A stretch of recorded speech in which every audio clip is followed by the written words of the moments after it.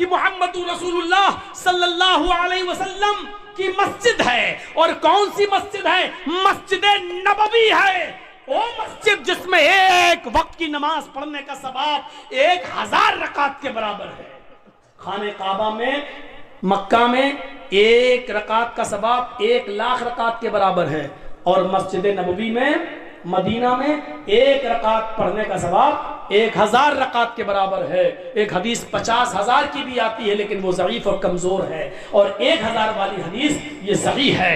تو 1 رکعت کا ثواب 1000 رکعت کے برابر ملتا ہے مسجد نبوی میں نماز پڑھنے کے لیے. اس مسجد میں اللہ کے نبی اپنے چند صحابہ کے ساتھ بیٹھے ہیں, چند صحابہ کے پاس بیٹھے ہیں اور ان کو سمجھا رہے ہیں, نماز سکھا رہے ہیں, ان کو دین کے کچھ علوم ان کو سکھلا رہے ہیں. اتنے میں ایک دیہاتی, ایک اعرابی آتا ہے, اس کو بہت تیز پیشاب لگا ہوا ہے. وہ آتا ہے, وہ نہیں سمجھ پایا, دروازہ کھولا, انٹر ہو گیا. اس کو نہیں معلوم کہ یہ مسجد, اس زمانے میں مسجدیں ایسی نہیں ہوتی تھی جیسے آج ہماری عالیشان مسجد. مینارہ لگا دیا اور مینارے کے اوپر بتی چمک رہی ہے اور دور سے ہی پتہ چل جاتا ہے کہ یہ مسجد ہے. اس زمانے میں مسجدوں کا پتہ نہیں چلتا تھا. ایک گھر کی نما بنا دی, دیواریں کھڑی کر دی اور کھجور کے پتوں کی چھت ڈال دی, پتہ ہی نہیں چل رہا ہے کہ گھر ہے کہ مسجد ہے. تو وہ نہیں سمجھ پایا, آیا مسجد نبوی کے اندر گھس گیا اور آتے ہی اس کی ایک بیچوں بیچ مسجد میں جا کر پیشاب کرنا شروع کر دیا. صحابہ ادھر بیٹھے ہیں, اس نے ادھر منہ گھمایا اور پیشاب کرنا شروع کر دیا. صحابہ نے پیچھے مڑ کے دیکھا کہ ایک دیہاتی مسجد میں پیشاب کر رہا, اٹھنے لگے اس کو مارنے کے لیے. ہر کوئی ہماری مسجد میں کوئی پیشاب کرے ہیں تو ہمارا بھی غصے میں حال برا ہو جائے گا. اللہ کے نبی کے صحابہ اٹھتے ہیں, ڈانٹنے لگتے ہیں, کیا کر رہا. اللہ کے نبی صحابہ کو ڈانٹ رہے, نہیں نہیں بیٹھو بیٹھو بیٹھو بیٹھو, اور اس کو کہہ رہے ہیں کر لو. اب تو کر ہی چکا تھا تو کیسے روک لیتے, پیشاب رکتا تو ہے نہیں. جب کوئی کرنے بیٹھ جائے تو وہ چاہے کتنا روکنے کی کوشش کرے پھر وہ رکتا نہیں ہے. اب اگر اس کو اسی حالت میں بھگایا جاتا, وہ بھاگتا ضرور لیکن وہ تھوڑا ادھر گرتا, تھوڑا ادھر گرتا, تھوڑا ادھر گرتا. ابھی تو مسجد کا ایک حصہ ناپاک ہو رہا تھا, اب اگر اس کو اسی حال میں بھگاتے تو پتہ نہیں کتنے حصے مسجد کے ناپاک کرتا ہو. تو آپ نے کہا نا کر رہا کر لے. صحابہ نبی کا فرمان ہو, صحابہ رک گئے. اب اللہ کے نبی کو دیکھ رہے ہیں, یہ مسجد میں پیشاب ہو رہا اور آپ کہہ رہے ہیں کر لینے. تو آپ نے کہا ادھر آؤ. جب وہ پیشاب کر چکا تو آپ نے کہا ادھر آؤ. ہم لوگ بہت جلدی فتویٰ دے دیں گے ناپاک آدمی مسجد میں جا سکتا ہے کہ نہیں جا سکتا ہے. اگر آپ کی ناپاکی صرف اس ٹائپ کی ہے کہ آپ کو نہ پانی ملا نہ ڈھیلا ملا اور آپ نے جلد بازی میں مسجد میں پیشاب باہر پیشاب کر لیا اور آپ پانی سے استنجا نہیں کر پائے, تو ایسی ناپاکی کے اندر آپ مسجد میں جا سکتے ہیں, کوئی رکاوٹ نہیں ہے. لیکن آپ کی ناپاکی دوسری ٹائپ کی ہے. دوسری ٹائپ کا مطلب یہ ہے کہ رات میں سوتے ہوئے اگر آپ کی بدخوابی ہوئی ہے اور اس میں آپ کا احتلام ہوا ہے, یا آپ نے اپنی بیوی کے ساتھ ہم بستری کی ہے, جنبی ہیں, اگر آپ کی وہ ناپاکی ہے تو ایسی پوزیشن میں آپ مسجد کے اندر داخل نہیں ہو سکتے ہیں. دونوں میں تھوڑی سی کنڈیشن کا فرق رکھیے گا. تو ابھی تو وہ ناپاکی اس کی یہ تھی, اب رات میں بیوی سے ملا کہ نہیں ملا وہ کون جانتا ہے, کون دیکھا ہوا ہے. تو اس لیے تو جب تک آپ جانتے نہیں تو آپ کہہ نہیں سکتے, حکم نہیں لگا سکتے. تو آپ نے دیکھا اس نے مسجد میں پیشاب کیا, آپ نے جب پیشاب کر لیا صحابہ دوڑے, آپ نے ان کو روک دیا. جب وہ پیشاب کر چکا تو آپ نے اس کو بلایا کہ ادھر آؤ. وہ نبی کے پاس آیا اور بیٹھ گیا, اور آ کر بیٹھا تو اللہ کے نبی نے اسی کی آنکھوں کے سامنے ایک صحابی سے کہا اٹھو. وہ اٹھے, کہا کیا ہوا, کہ پانی بھر کر لاؤ. وہ پانی کا ایک ڈول ہے اتنا بڑا, کنویں سے کھینچا اور بھر کر لائے. اللہ کے نبی نے کہا ہریقوہ, جاؤ اس پانی کو اس کے پیشاب پر بہا دو, اس پانی کو اس کے پیشاب کی جگہ پر ڈال دو. اس بدوی سے، اس دیہاتی سے کام نہیں کروا رہے ہیں، بلکہ اپنے صحابی سے کہہ رہے ہیں کہ اس کے دیکھیے اخلاق. میں نے کیا کہا تھا؟ چمتکار سے اسلام نہیں پھیلا. میں نے کیا کہا تھا؟ معجزوں سے اسلام نہیں پھیلا. لیکن یہ اخلاق دکھا رہے ہیں اللہ کے رسول اس کو کہ دیکھو پیشاب تو تم نے کیا، میں چاہوں تو مار مار کے بھی تم سے مسجد دھلوا سکتا ہوں، لیکن نہیں. اخلاق دکھا رہے ہیں. صحابی سے کہا جاؤ پانی بھر کے لاؤ، وہ پانی بھر کے لائے. کہا پانی پیشاب کی جگہ پہ ڈال کے دھو دو. غصہ آئے گا نا کہ کوئی غیر مسلم ہماری مسجد میں پیشاب کر دے، کوئی ہم سے کہے جرجی صاحب دھو تو دیں گے، لیکن غصہ آئے گا کمینہ پیشاب تو نے کیا، ہم تیرے باپ کے نوکر لگے. غصہ تو آئے گا. لیکن صحابی کو غصہ نہیں آ رہا. کیوں؟ کیونکہ محمد رسول اللہ کا حکم ہے. وہ اس لیے پیشاب نہیں دھو رہا ہے کہ یہ کافر کا ہے، بلکہ اس لیے اس کے پیشاب پر پانی ڈال رہا ہے کیونکہ حکم جناب محمد رسول اللہ کا ہے. صحابہ کی سوچ یہ تھی. ہماری سوچ یہ کہ اس کا پیشاب میں دھوں گا نہیں دھوں گا.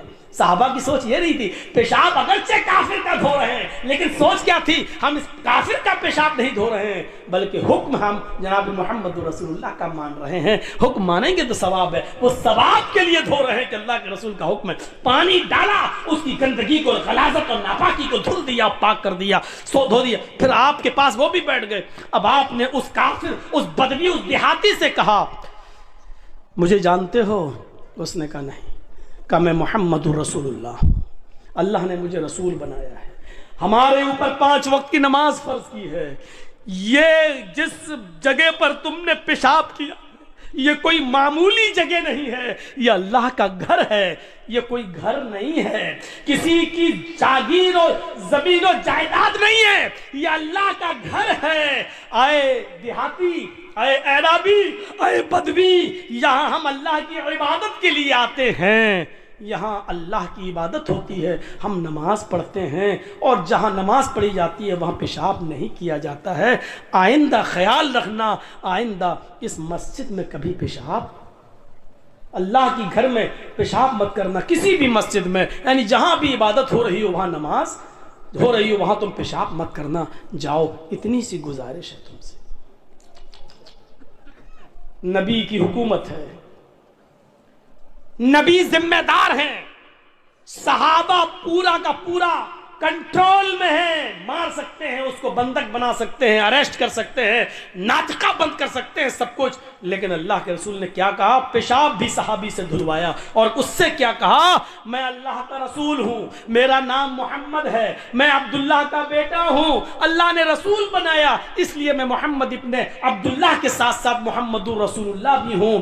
یہ مسجد ہے، اللہ کا گھر ہے، یہاں ہمارے اوپر 5 وقت کی نمازیں فرض کی گئی ہیں، ہم نماز پڑھتے ہیں، یہاں اللہ کی عبادت ہوتی ہے، اور اللہ کی عبادت جہاں ہوتی ہے وہاں پیشاب نہیں کیا جاتا. آئندہ خیال رکھنا. جاؤ، اگر جگہ بھول گئے ہو تو بتاؤ، ہم تمہارے ساتھ کسی صحابی کو کر دیں، وہ تمہیں تمہارے گھر تک پہنچا دے گا. کہا نہیں، گھر جانتا ہوں، راستہ معلوم ہے. اٹھا اور چل دیا. لیکن جا رہا ہے، پیچھے مڑ کے دیکھ رہا ہے، کیونکہ نام سنا تھا محمد رسول اللہ کا، کبھی اتنے قریب سے دیکھا نہیں تھا. دیکھ رہا بار بار. پھر جاتا ہے آگے، پھر پیچھے پلٹ کے دیکھتا ہے. اس کے چہرے کی لکیریں بتا رہی تھی کہ وہ گھائل ہو چکا ہے نبی کے اخلاق کو دیکھ کر. اس کے چہرے اور پیشانی کا پسینہ یہ بتلا رہا تھا کہ وہ نبی کی تعلیم کے آگے اس نے اپنا سر تسلیم خم کر دیا. اس کی گردن کٹ چکی ہے نبی کے اخلاق کے آگے. وہ کچھ نہیں کہہ پا رہا ہے. یہ وہی محمد جس کا غلط تصور ہمارے دماغوں میں ڈالا گیا کہ محمد جادوگر ہے، محمد کاہن ہے، محمد کی آواز جس کے کان میں جاتی ہے وہ بددین ہو جاتا ہے، محمد جس نے تلوار کے ذریعے اسلام پھیلایا. یہ تصور جس کا ہمارے دماغ میں بھرا گیا. جیسے آج ایک پارٹی کے لوگ مسلمانوں کے تعلق سے ہمارے دیش کے اندر یہ غلط فہمی بھرتے ہیں اور مسلمانوں کو آتنکواد سے جوڑنے کی کوشش کرتے ہیں. لیکن اب اللہ کا شکر ہے کہ پورے ہندوستان کی عوام اب جاننے لگی ہے کہ دہشت گردی ہے کیا، ٹیررزم ہے کیا، آتنکواد ہے کیا. اب اس کو اچھی طریقے سے سمجھنے لگی ہے. میرے پیارے ساتھیوں، اس نے سوچا کہ ہمارے بارے میں ہماری قوم نے کیا کہا تھا نبی کا تصور، اور محمد رسول اللہ نے تو مجھے مارا بھی نہیں، ڈانٹا بھی نہیں، پھٹکارا بھی نہیں، اور ہم کو ایسا ایسا بتایا گیا نبی کے بارے میں۔ دیکھیے اللہ کے نبی نے اس کے سامنے چاند کے 2 ٹکڑے نہیں کیے تھے، اللہ کے رسول نے اپنی انگلیوں سے پانی ٹپکتا ہوا نہیں دکھایا تھا، کوئی معجزہ نہیں کیا تھا اس کے سامنے، صرف اخلاق کا ایک نمونہ پیش کیا اس کے سامنے۔ وہ مسجد سے نکلتا ہے، اس کی گردن اللہ کے رسول کے اخلاق سے کٹ چکی ہے، اللہ کے رسول کی اخلاق کی تلوار سے کٹ چکی ہے، وہ گھائل ہو چکا ہے، وہ اپنی قوم کے اندر جاتا ہے۔ لوگوں نے کہا کیا بات ہے، بڑے سست نظر آتے ہو، کہتا میری قوم کے لوگوں تم نے ہمارے ساتھ جھوٹ بولا ہے، تم نے ہمارے ساتھ غداری کی ہے، تم نے ہمارے ساتھ بے وفائی کی ہے۔ لوگوں نے کہا کیا ہو گیا تمہیں، ہم نے کون سی بے وفائی کی ہے؟ کہا کہ تم نے محمد رسول اللہ کا کریکٹر ہمیں صحیح نہیں بتایا ہے، تم نے یہ کہا ہے کہ وہ جادوگر ہے، تم نے کہا ہے کہ وہ کاہن ہے، تم نے کہا ہے کہ وہ بہت بڑا قصہ گو انسان ہے، تم نے کہا ہے کہ جو اسے ایک بار ملتا ہے وہ بدترین ہو جاتا ہے، تم نے محمد کی شکل مجھے دوسرے انداز سے پیش کی ہے، لیکن اللہ کی اس ذات کی قسم کھا کے کہتا ہوں جس کے قبضے میں میری جان ہے، محمد رسول اللہ سے زیادہ اچھا انسان تو میں نے آج تک دیکھا ہی نہیں ہے، کیونکہ آج میں نے قریب سے دیکھا ہے۔ لوگوں تمہاری ایک بکری دوسرے کے کھیت میں چلی جائے تو تم 27 سال لڑتے ہو، ایک بکری کے چلے جانے کی وجہ سے اس آدمی سے اور اس کی پوری نسلوں سے لڑتے ہو 27 سال تک۔